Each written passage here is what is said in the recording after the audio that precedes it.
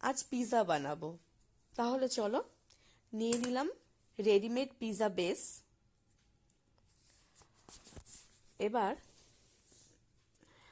নিয়ে নেব tomato slice করে কাটা, পেঁয়াজ স্লাইস করে কাটা, আর পনিরও স্লাইস করে কাটা, ক্যাপসিকাম স্লাইস করে কাটা, কিষানের টমেটো সস, তন্দুরি মেয়োনিজ, আর বাটার নিয়ে নিয়েছি,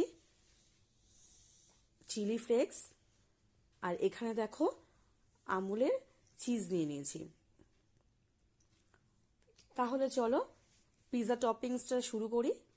এখানে নিয়ে নিলাম টমেটো সস, দিয়ে দিচ্ছি তন্দুরি মেয়োনিজটাও দিয়ে দিচ্ছি।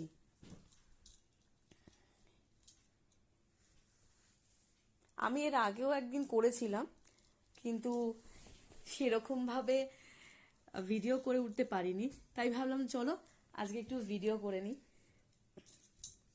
এটা ভালো করে স্প্রেড করে নিচ্ছি।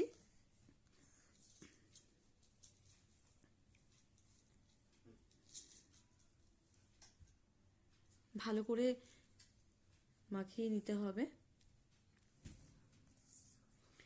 এবার একে একে ক্যাপসিকাম, টমেটো সব দিয়ে দেব। তার আগে চলো আমরা চিজটা দিয়ে দিচ্ছি, ভালো করে ছড়িয়ে দিচ্ছি। চিজটা আমি আরেকবার ব্যবহার করব, হাফ দিচ্ছি এখন, আর বাকিটা লাস্টে দেব। এবার সাজানোর পালা, চলো সাজিয়ে দিই। ক্যাপসিকাম, পেঁয়াজ, টমেটো আর পনির। কিন্তু একটু সময় লাগবে।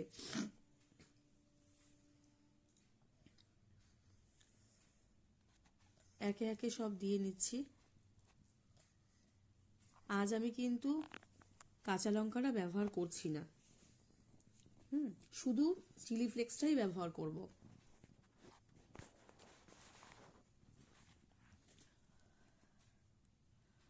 আজ অনেকদিন ভিডিও করা হয়নি, গলাটাও প্রচন্ড ব্যথা ছিল। আজকে অনেকটা ভালো আছি, ভাবলাম চলো ভিডিওটা করেই নিই। আজকে ছেলে আবদার করেছে যে আজ সন্ধে পিৎজা খাবে। তোমাদের সাথে কথা বলতে বলতে আমারও সাজানো প্রায় হয়ে এসেছে পিৎজাটা।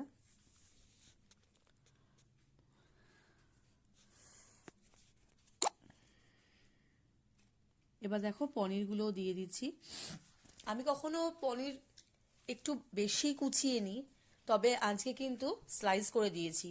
কুচিয়ে নিলে আরো বেশি ভালো লাগে, তো আজকে সেই সময়টা আর পেয়ে উঠিনি, তাই স্লাইস করে নিয়েছি।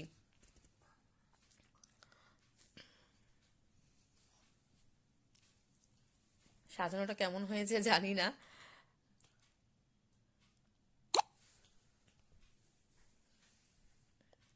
হয়ে এসেছে প্রায়। এইবার বাকি চিজটা আমি আবার দিয়ে দেব। আগে অল্প কোয়ান্টিটিতে দিয়েছিলাম, এখন একটু দিলাম। আর দেখো চিলি ফ্লেক্সটাও ভালো করে ছড়িয়ে দিচ্ছি। এই চিলি ফ্লেক্সটাও আমি হাতে বানিয়ে রেখে দিই।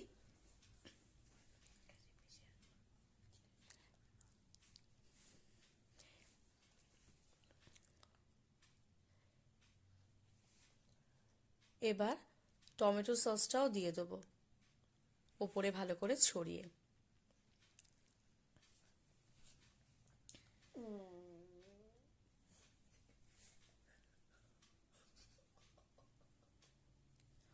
ওপরে কিউব করে রাখা বাটারটাও দিয়ে দিলাম। দেখতে তো ভালো লাগছেই। চলো, আমার মাইক্রোওয়েভটা নেই, আমি গ্যাসেই করছি। তো এতে না কি হয় যে যেমন মাইক্রোওয়েভে যেমন সফটনেসটা আসে, গ্যাসে করলে কি হয় ক্রাঞ্চিনেসটা থাকে। আমি হালকা ঢেকে 2 মিনিট ঢেকে দেব, লো ফ্লেমে। আর হোয়াইট অয়েলটা ব্যবহার করেছি, এটা বলতে ভুলে গিয়েছিলাম। দেখো, পুরো কিন্তু আমার পিৎজা রেডি। আমি 2টো পিৎজা করেছি আজকে, কিন্তু বেশ কিন্তু ক্রাঞ্চি হয়েছে, আর খেতে কিন্তু অসাধারণ হয়েছিল। দেখতে দেখতে তো ভালো হয়েছেই, আর খেতেও খুব ভালো হয়েছিল। বাবানের খুব পছন্দ হয়েছে। তোমরা এভাবে বানিয়ে খেও। তবে একটা কথা বলি, মাইক্রোওয়েভ যাদের যাদের নেই, আমার যেমন নেই, আমি ওভেনেই করি, তবে খেতে কিন্তু একদম অন্যরকম হয়।